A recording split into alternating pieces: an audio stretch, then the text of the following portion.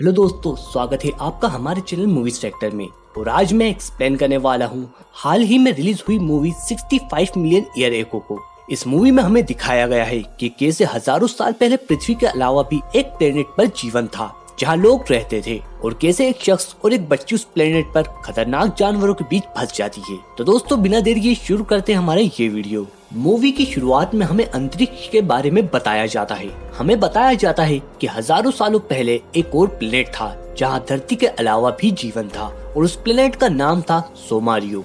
अब हम उसी प्लेनेट पर एक लड़की को बीच पर देखते हैं। इस लड़की का नाम नेवाइन है। उसके साथ बीच पर उसके माता पिता भी हैं। उसके पिता का नाम मिल्स है। वो अपनी पत्नी से कहता है कि वो 2 सालों के लिए यहाँ से जा रहा है। उसकी पत्नी उससे कहती है कि ये बहुत लंबा समय है, फिर भी वो उसकी बेटी के साथ ये समय बिताने की और उसका इंतजार करने की कोशिश करेगी। मिल्स कहता है कि वो नेवाइन से कहे कि उसे दूसरी जॉब मिल गई है जिसमें उसे ज्यादा सैलरी मिलेगी। अब उसकी बेटी उसे बुलाती है। दरअसल वो सीटी बजाने की कोशिश कर रही होती है, लेकिन वो ऐसा नहीं कर पाती।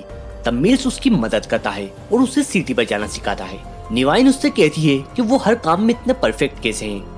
नेवाइन कहती है कि वो जानती है कि वो उनसे दूर जा रहे हैं। मिल्स कहता है कि वो उसके लिए ही जा रहा है और वो जल्द ही वापस आएगा।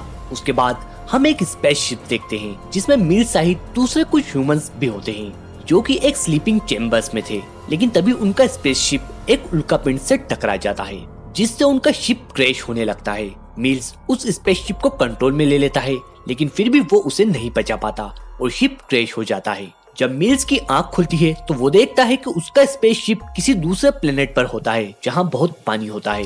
अब वो देखता है कि वो थोड़ा जख्मी हो चुका है। तब वो अपने जख्मों पर बैंडेज लगाता है और शिप के बाहर उस प्लेनेट का जायजा लेता है। जब मिल्स बाहर आता है तो उसे उन लोगों की डेड बॉडी दिखती है जो कि स्लीपिंग चेम्बर्स में थे। मतलब शिप में मौजूद सभी दूसरे ह्यूमंस मारे जा चुके हैं, बस मिल्स ही जिंदा बचा है। अब मिल्स वापस शिप में आता है और एक मैसेज रिकॉर्ड कर सेंड करता है कि वो क्रैश में अकेला बचा है और दूसरे सभी लोग मारे जा चुके हैं। यहाँ मिल्स खुदकुशी करने की भी कोशिश करता है, लेकिन तभी उसे नेवाइन की याद आ जाती है और वो ऐसा नहीं कर पाता। अब यहाँ मिल्स को ये पता चलता है कि उनके शिप का एक स्लीपिंग चेम्बर्स अभी भी एक्टिव है। मिल्स जब वहाँ जाता है तो वो देखता है कि उस चेम्बर में एक लड़की है। अब वो उस लड़की को अपने साथ शिप पर ले आता है। मिल्स उसकी इन्फॉर्मेशन चेक करता है, जहाँ पर उसे ये पता चलता है कि उस लड़की का नाम ओआ है। और दोस्तों, अब हमें इंट्रो बताया जाता है कि 65 मिलियन सालों पहले हमारी धरती से एक स्पेसशिप टकरा गया था। उस वक्त धरती पर मानव सभ्यता नहीं थी, यानी कि ना के बराबर। अब मिल्स को उसकी डिवाइस एक अनजान लोकेशन बता दी है जहाँ से उसके स्पेसशिप के दूसरे हिस्से के सिग्नल्स आ रहे होते हैं। अब मिल्स निकल जाता है उस स्पेसशिप के हिस्से को लेने उस लोकेशन की ओर, क्योंकि यही उसके सर्वाइवल की लास्ट होप थी। रास्ते में मिल्स को बहुत ही बड़े जानवर के पैरों के निशान दिखाई देते हैं और दांत भी दिखाई देते हैं, और साथ ही बड़े डायनासोर का कंकाल भी उसे नजर आता है।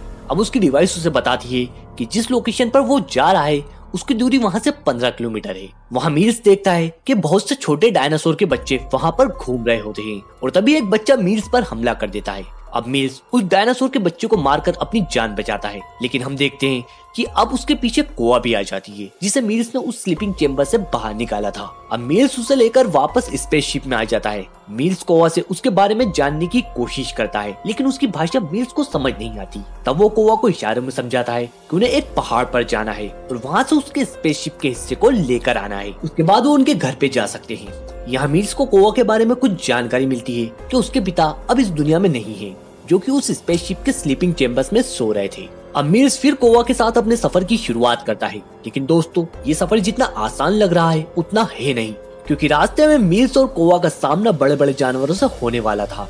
अब रास्ते में कोआ को मिल्स उसकी डिवाइस की मदद से बताता है कि क्या चीज वो खा सकती है और किस चीज से उसे दूर रहना है। अब रास्ते में कोआ को एक डायनासोर का बच्चा दिखाई देता है जो कि दलदल में फंसा होता है।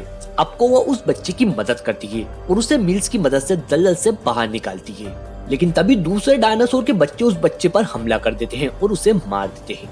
ये देखकर कोआ घबरा जाती है और चिल्लाने लगती है। अब मिल्स उसे पकड़कर चुप कराता है, क्योंकि उसके चिल्लाने से डायनासोर के बच्चों का ध्यान उसकी ओर हो जाता है। लेकिन थोड़ी देर बाद वो डायनासोर के बच्चे वहाँ से चले जाते हैं। अब मिल्स एक पेड़ पर चढ़कर ये जानने की कोशिश करता है कि अभी वो स्पेसशिप उनसे कितनी दूरी पर है, लेकिन तभी पेड़ की टहनी टूट जाती है और मिल्स नीचे गिर जाता है।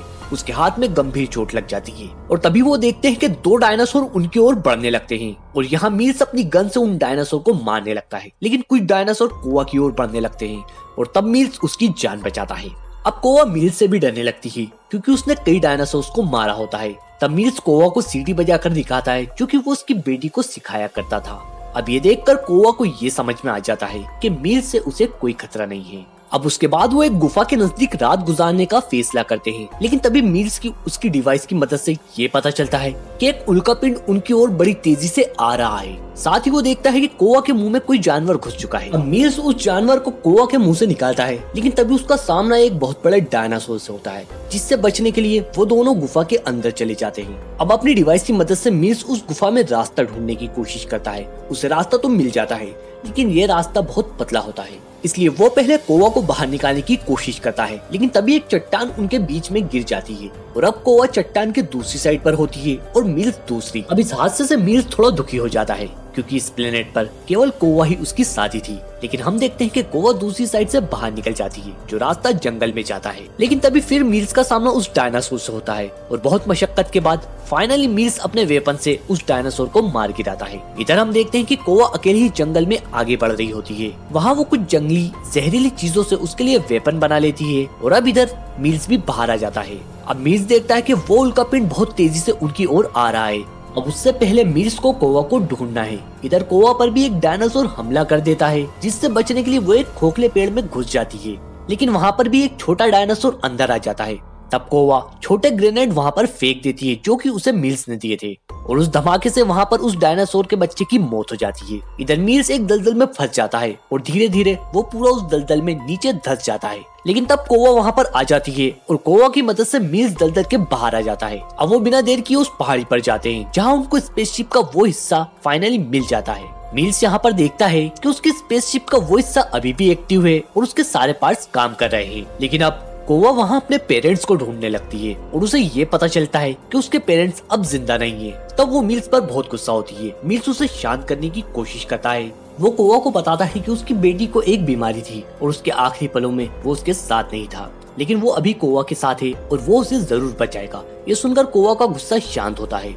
अब ये दोनों स्पेसशिप में बैठते हैं, लेकिन तभी वो एस्ट्रोनॉट उनके स्पेसशिप पर गिरने लगते हैं, जिससे उनका स्पेसशिप नीचे की ओर गिरने लगता है। अब यहाँ एक डायनासोर उस स्पेसशिप को तोड़ने की कोशिश करने लगता है, इसलिए मील्स उस डायनासोर का ध्यान भटकाने लगता है और उसे अपने पीछे बुलाता है। अब मील्स अपनी गन से एक डायनासोर को तो मार देता है, लेकिन तभी वहाँ दूसरा डायनासोर भी आ जाता है और अब कोवा यहाँ उस डायनासोर का ध्यान भटकाते हुए मील्स की बेटी की एक होलोग्राफी इमेज क्रिएट कर देती है, जिससे कि वो डायनासोर उस इमेज पर हमला करने लगता है और तभी मील्स उस डायनासोर को मार देता है। लेकिन तभी एक और डायनासोर मील्स पर हमला कर देता है। अब मील्स उस डायनासोर को एक जगह ले आता है जहाँ जमीन में से गैस निकल रही होती है, लेकिन मील्स देखता है कि इस गैस का डायनासोर पर कोई असर नहीं हो रहा था और तभी कोवा वहाँ पर आ जाती है और जो वेपन उसने बनाया था वो उस डायनासोर की आंख में घोंप देती है, जिससे वो डायनासोर वहीं पर मर जाता है। अब ये दोनों अपने स्पेसशिप में बैठते हैं, लेकिन एस्ट्रोनॉट तेजी से धरती पर गिर रहे होते हैं और ये स्पेसशिप में बैठकर अपने ग्रह की ओर निकल जाते हैं और हम देखते हैं कि इन एस्ट्रोनॉट की वजह से